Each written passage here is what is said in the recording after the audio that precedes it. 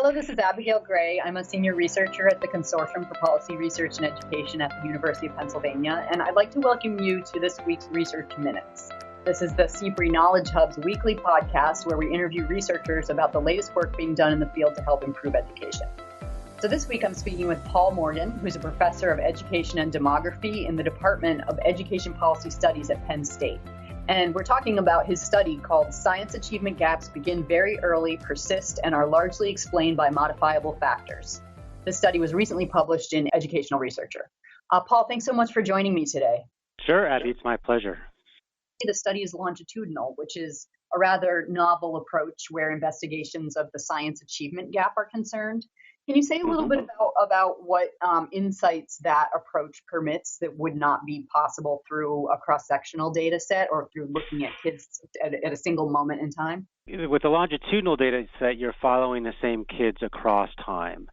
And there's advantages to that kind of data structure.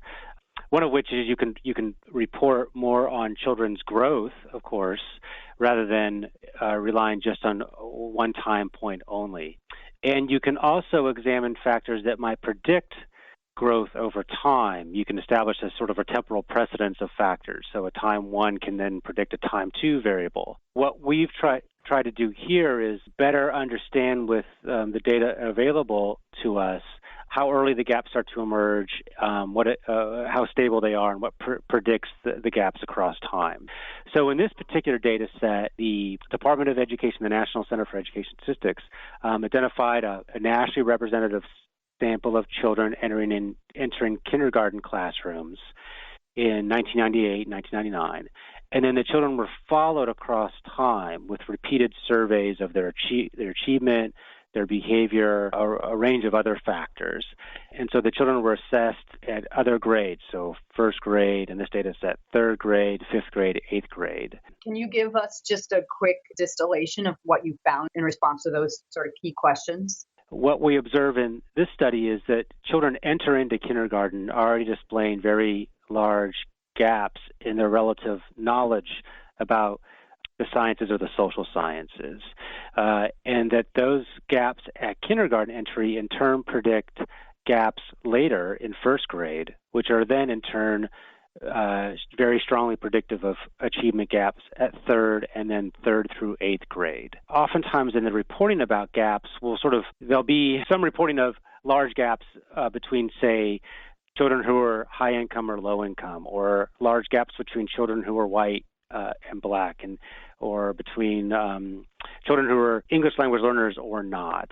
Here we're able to sort of delve in more to try and predict these gaps, both at one particular time period in this study, at third grade, as well as over time growth that may help explain kind of whether the gaps stay stable or close or increase in size. And so we can, with the factors available to us as predictors, explain a good deal of the gaps between, say, high or low-income children or children who are white or black. And that allows us to better understand what factors we might target in terms of our policies and practices. Can you tell us a bit about what factors you identified? So if we look at, say, the gap between white and black children, those gaps can be quite large at a particular time point, say third grade.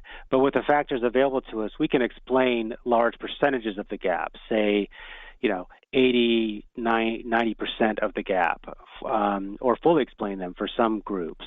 The level of understanding about the sciences and social sciences that children bring into school, the level of general knowledge they have at first grade or kindergarten, their reading achievement and math achievement, their what's sometimes called in the literature their approaches to learning, or sort of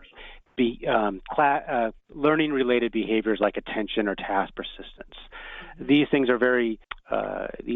help explain the gaps that are observed initially between population subgroups of children, and are, of course, amenable to interventions too. So we can target children's general knowledge, or we can target children's reading skills or math skills, both prior to and following school entry. And if we do so, and we can help increase children's achievement and their behavior, things of this nature, one suggestion from our study is this will help address science achievement gaps as well. So based on these findings, What would you recommend to state and district policymakers as actions that they might take or consider toward the end of reducing the science achievement gap? If we're starting to look at who's struggling in science in middle school or high school, if those children were probably already struggling in science earlier on.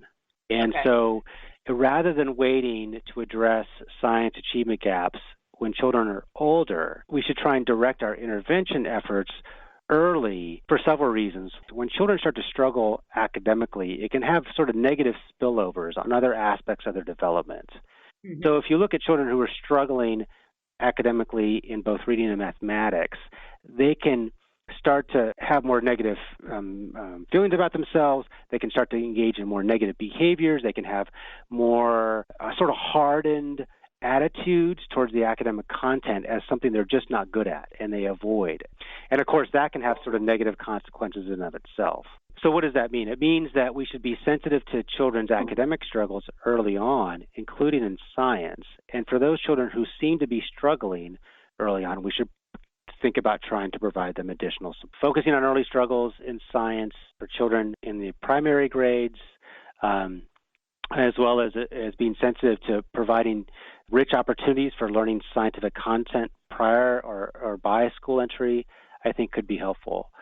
Something that we also observed in our study was that higher quality parenting can be related to children's knowledge about science, as well as the racial segregation of their schools, which might be a proxy for sort of lower resourced school settings. So collectively, these are potential targets for, I think, interventions or policies that we might engage in. Thank you so much. Thank you. Really interesting to hear about your study and a pleasure to talk to you. The pleasure's all mine. Great. And thank you to our listeners for listening to Research Minutes. To share your thoughts on this discussion, head to Knowledge Hub Conversations at cprehub.org. And to subscribe to our weekly podcast and to listen to more interviews, again at cprehub.org. We look forward to hearing from you.